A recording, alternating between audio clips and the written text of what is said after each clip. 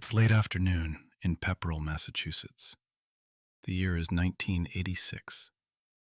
17-year-old Annie returns home just as the sun begins to dip below the tree line. The house is a typical wooden New England home. From the outside, it looks perfectly normal, but inside, the air is heavy. See, the family is grieving. Annie, her sister, and her father are trying to navigate life after the recent death of her mother. The house feels empty, yet somehow crowded. For weeks, Annie has had a pit in her stomach every time she walks through the front door. It's an instinct, a primal alarm bell ringing in the back of her mind telling her, "You are not alone here." It started with the small things. The kind of things you brush off because the alternative is that you're losing your mind. You walk into the kitchen.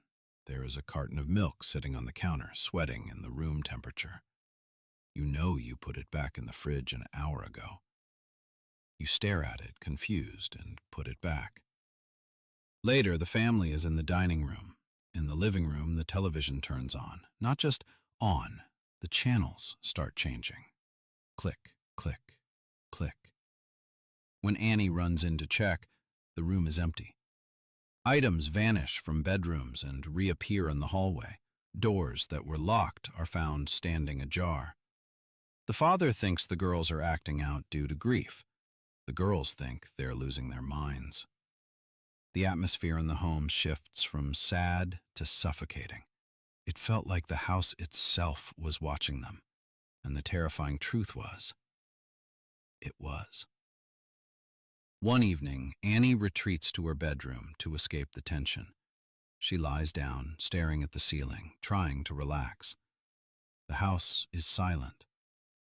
Until it isn't. She hears a sound. Close. Too close. Thump. Thump. Thump. It's rhythmic. Soft. Deliberate.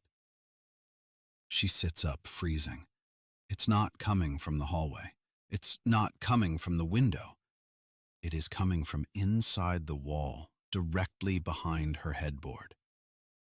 It wasn't mice. Mice scurry. They don't knock. This was intelligent.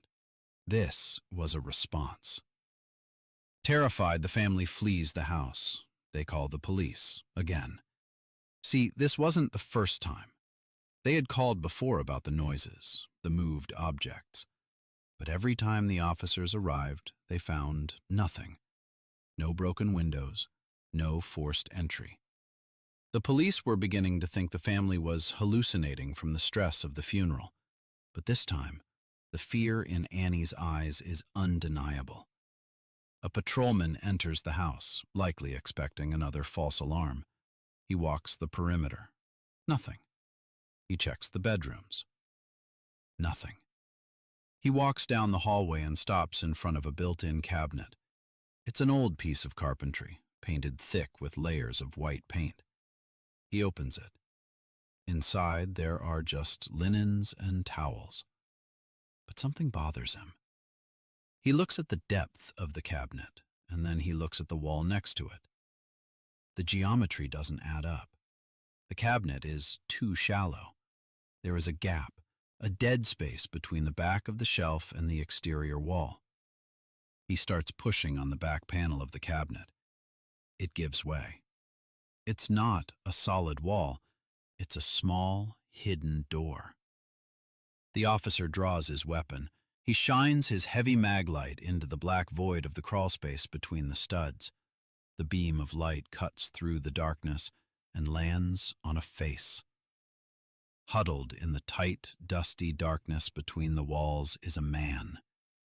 But it isn't just a man. His face is smeared with paint, grotesque patterns designed to look like a skull or war paint. He is wearing a blonde wig, matted and dirty. But the detail that made the blood run cold was his clothing. He wasn't wearing his own clothes. He was wearing a dress. Specifically, the favorite dress of the family's deceased mother. He had been living there for 2 months. While they ate dinner, he was inches away behind the plaster. While they cried over their mother, he was wearing her clothes. While Annie slept, he watched.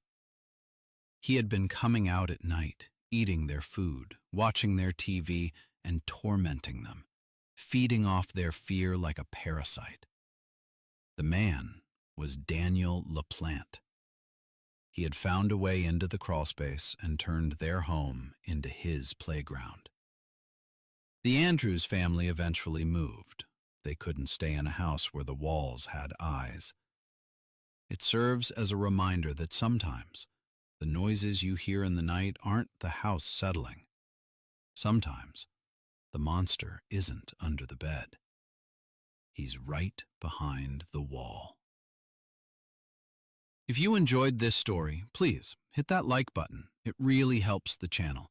And don't forget to subscribe and turn on notifications so you never miss the next true horror story. Sleep well.